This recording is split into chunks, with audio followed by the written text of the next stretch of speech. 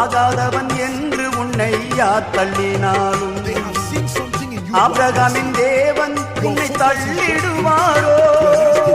தஞ்சம் என்று வருபவரை தள்ளாத நேசரவே, தஞ்சம் என்று வருபவரை தள்ளாத நேசரவே.